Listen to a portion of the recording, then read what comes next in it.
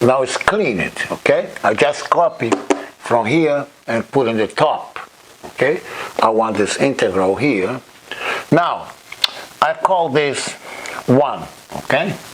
This integral 1. Here I put,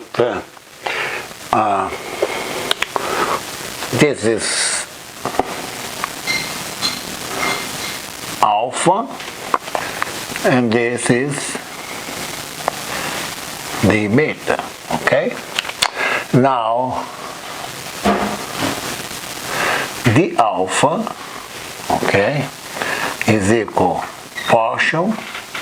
It's not partial, okay, because u is a function of r, but I'll write down here partial with respect to r, okay, and of r2 partial g with respect to r, okay. There's a d alpha, dr, don't forget that, okay.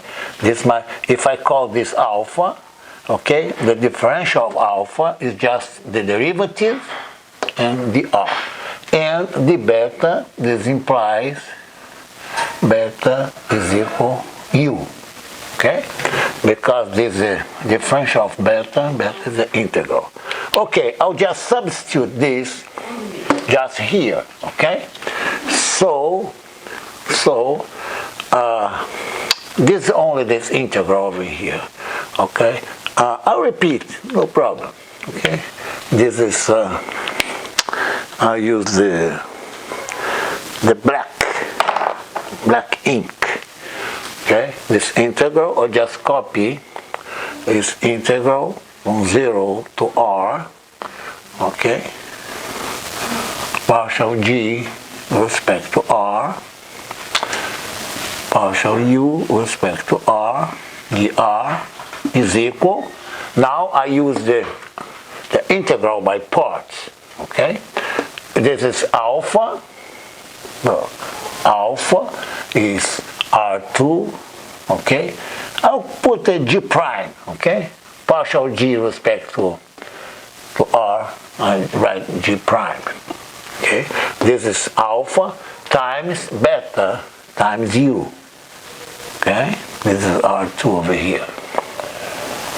From 0 to infinity, because r varies from 0 to infinity, okay? Minus integral from 0 to infinity.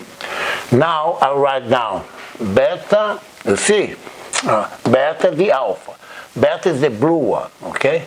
So this is the u, this is beta. The alpha, just copy from here, okay? I'll put the blue one, okay, because it's interesting. The alpha is partial with respect to r, r2 partial g with respect to r, dr, okay? This is d alpha, this is beta, okay? This is beta, and this over here, the alpha. Just following the integral by parts. Look at here. Oh, now what can I do over here? Okay, if I multiply and divide by r2, I will not change this integral. Okay, so I'll leave a space here. Let's do. Look, I put r2 here. R2. I just multiply, okay, this is R2, okay, this is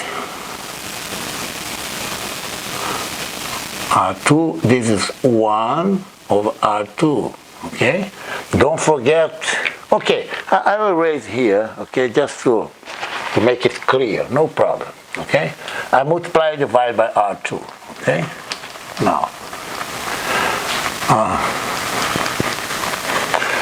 you see the integrand of the integral doesn't change. So this is equals 0 to infinity. Here I'll put 1 of R2. Now I'll write down R2, okay? I just copy the blue one, okay?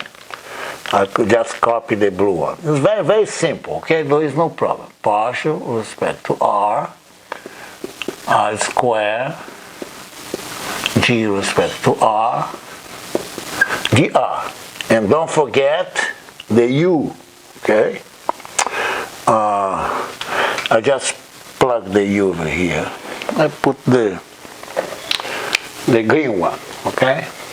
Okay, put the green one.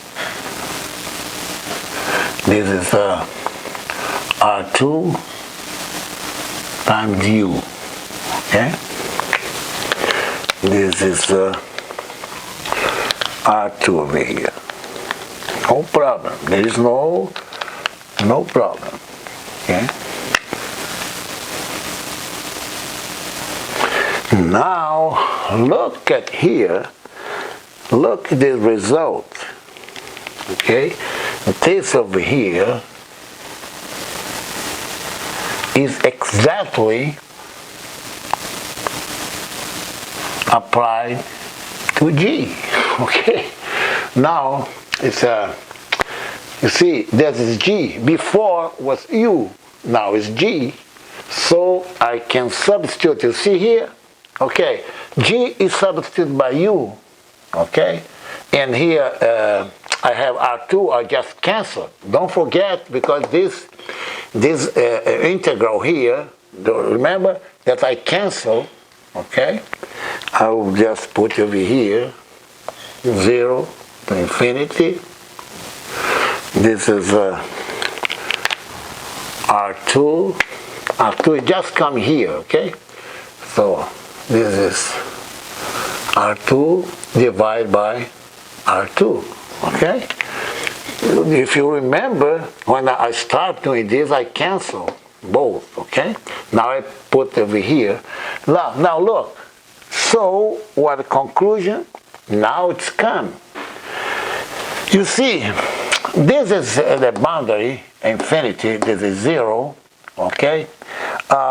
U, if I develop here, okay, I'm just substitute this over there, okay?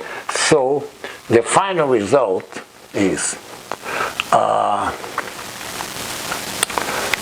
integral from 0 to infinity, okay, of R2. R2 comes from the definition of the inner product, okay, and G 1 of R2, okay. Now partial derivative, the R2 partial of U with respect to R, dr is equal. Attention now, okay? I'll repeat this. Look, and I combine this with this, but this is a minus here, you see? A minus here. So this will be minus there.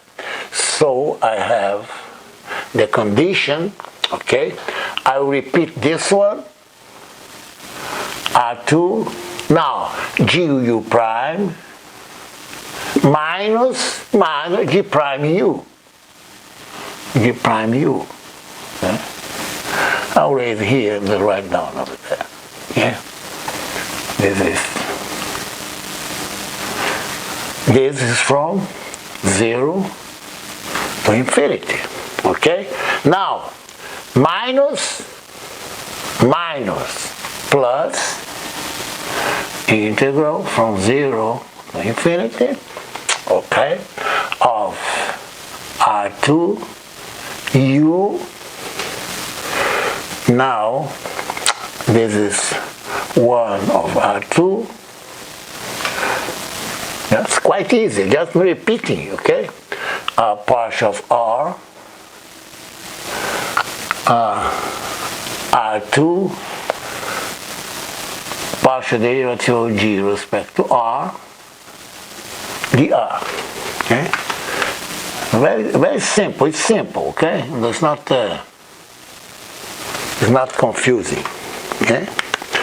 So this is the operator, the adjoint operator, if, you see, okay, at infinity, I have to say that, okay, at r going to infinity, okay, now u, g,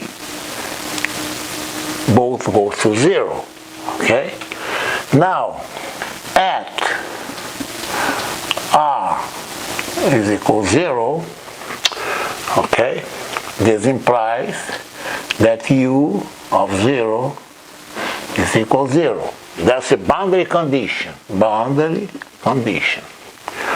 You see, when I substitute 0 here, so g will be 0, so now self-adjoint,